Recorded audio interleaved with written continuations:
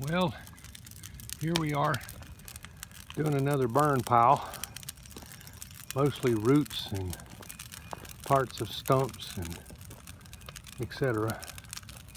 It's probably about 10 feet in diameter.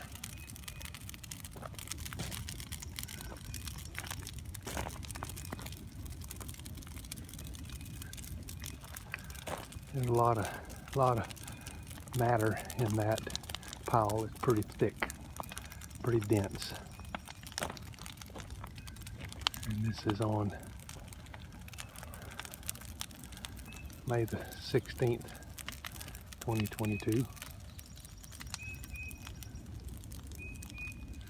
Didn't take a whole lot to get this one started. Yeah.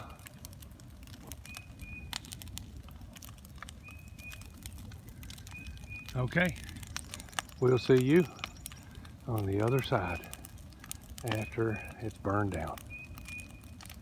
The pile, that is.